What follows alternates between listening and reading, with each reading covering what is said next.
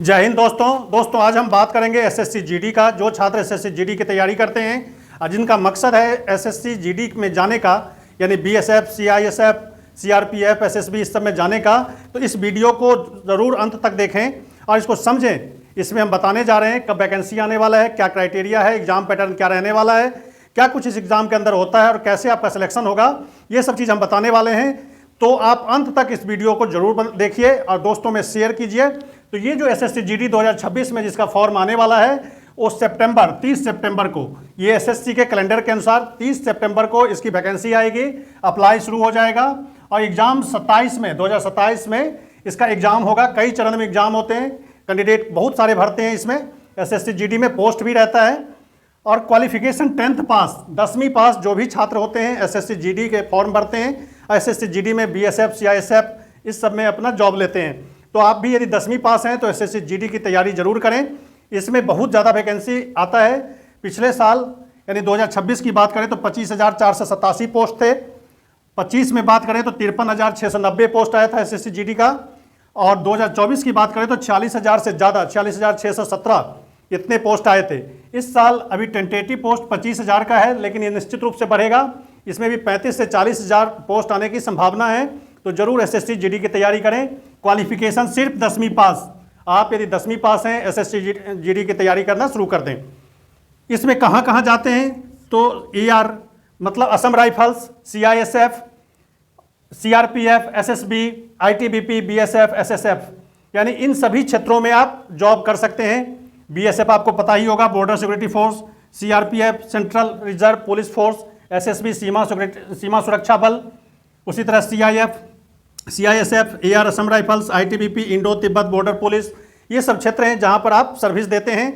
तो आप जरूर तैयारी करें। तो एसएससी जीडी की तैयारी करने के लिए आप झा एग्जाम पेज से जरूर जुड़ जाएं, जहां पर हम math, reasoning, English, GK, Hindi सब कुछ पढ़ाते हैं और ये एक बेहतर मंच है। तो आप झा एग्जाम यूट्यूब चैनल को जरूर सब्सक्राइब कर लें।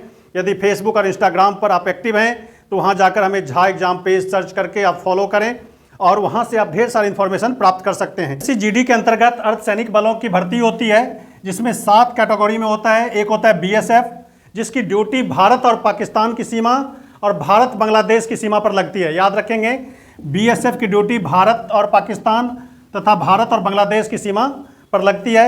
इसी के अंतर्गत एसएसबी की ड्यूटी भारत और नेपाल की सीमा पर तथा भारत और भूटान की सीमा पर। एसएसबी की नियुक्ति कहाँ होती है? भारत और नेपाल की सीमा या भारत और भूटान की सीमा पर एसएसबी तैनात रहते हैं। वहीं पर असम राइफल्स की बात करें तो भारत के पूर्वोत्तर राज्यों में इसकी ड्यूटी लगती है और भारत म्यांमार सीमा की रक्षा कौन करता है? असम राइफल्स करता है। सीआरपीएफ के जिम्मे भारत की आंतरिक सुरक्षा है। भारत की आंतरिक सुरक्षा के लिए सीआरपीएफ की तैनाती की जाती है। नक्सलाइट एरिया हो, चाहे दूर दराज के जंगल वाले इलाके हों, या देश की आंतरिक सुरक्षा की जिम्मेदारी सीआरपीएफ को दी गई है। एसएसएफ की बात करें तो राजधानी दिल्ली क्षेत्र, राजधानी दिल्ली में एसएसएफ की ड्यूटी लगती है। आईटीबीपी भारत और चीन सीमा, यानी चीन सीमा के साथ भारत और चीन सीमा पर आईटीबीपी के जवान तैनात होते हैं। और सीआईएसएफ की ड्यूटी लगती है औद्योगिक प्रतिष्ठानों और महत्वपूर्ण सरकारी संपत्ति की सुरक्षा की जिम्मेदारी सीआईएसएफ के हाथों में है। तो जितने भी हवाई अड्डा है, मेट्रो स्टेशन है बड़े बड़े शहरों में, इसकी सुरक्षा की जिम्मेदारी सीआईएसएफ को दिया गया है। ये कुछ अर्धसैनिक बलों की टुकड़ियां हैं जो हमारे देश के लिए अपनी सेवा हमेशा देते रहते हैं। तो यदि आपको भी इसमें जाना है तो एसएससी जीडी के अंतर्गत आप फॉर्म भरना होगा और जीडी क्वालिफाई करने के बाद इस सेवा में आप जा सकते हैं। एसएससी जीडी में हम एज की बात करें तो जनरल और ईडब्ल्यूएस कैटेगरी के लिए 18 से 23 साल, यानी मिनिमम 18 और मैक्सिमम 23 साल, 18 से 23 साल के जो भी छात्र हैं एसएससी जीडी के लिए आप एलिजिबल हैं जनरल और ईडब्ल्यूएस से। ओबीसी में 18 से 26 3 साल का फ़ायदा है, 3 साल का आपको बेनिफिट मिलेगा। और एससी एसटी में 5 साल एक्स्ट्रा, 18 से 28, यानी जनरल कैटेगरी के बच्चों के लिए 18 से 23 उम्र की सीमा है। तो आप जरूर इसको ध्यान में रख करके एसएससी जीडी की तैयारी करिए। बहुत अच्छा वैकेंसी होता है, देश की सेवा करने का मौका मिलता है। तो जरूर एसएससी जीडी, क्वालिफिकेशन सिर्फ 10th पास, तो आपको अवसर है देश की सेवा करने का। तो एसएससी जीडी की तैयारी जरूर करें। एग्जाम पैटर्न की बात करें तो 80 क्वेश्चन होता है उसमें और 160 मार्क्स, यानी एक क्वेश्चन 2 मार्क्स के, 1 घंटा समय मिलेगा आपको। निगेटिव मार्किंग है, 0.25, यानी 4 क्वेश्चन गलत करेंगे तो सही में से 1 नंबर चला जाएगा, यानी नेगेटिव मार्किंग 1/4 है। तो इस बात को ध्यान में रखना है और इसको तैयारी करना है एग्जाम का। 80 क्वेश्चन 160 मार्क्स के, जिसमें रीजनिंग के 20 क्वेश्चन होंगे, मैथ के 20 क्वेश्चन, जीके और जीएस के 20 क्वेश्चन, हिंदी और इंग्लिश जो आप ऑप्ट करेंगे, जो आप लेंगे हिंदी या इंग्लिश, 20 क्वेश्चन उसके होंगे, यानी 40 मार्क्स की ये total 160 marks, 80 question.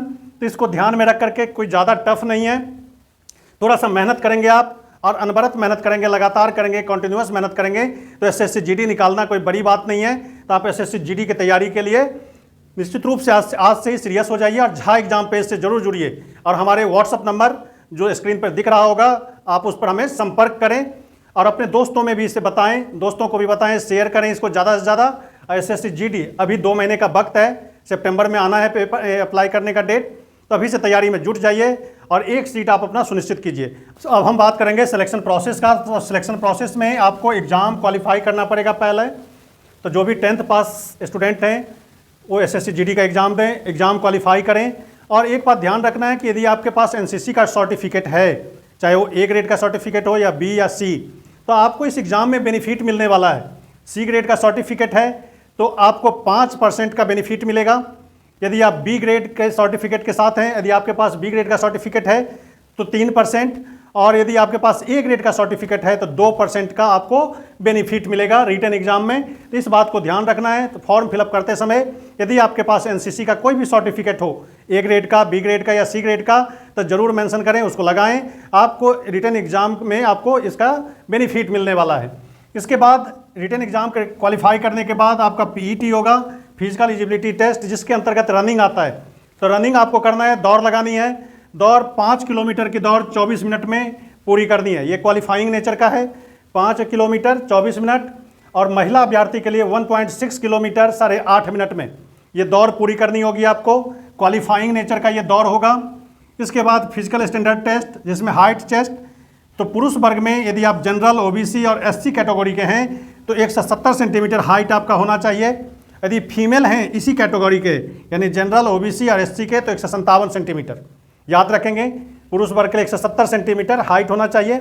ST candidate के लिए 162.5 सेंटीमीटर और फीमेल कैंडिडेट के लिए 150 सेंटीमीटर हाइट होना जरूरी है।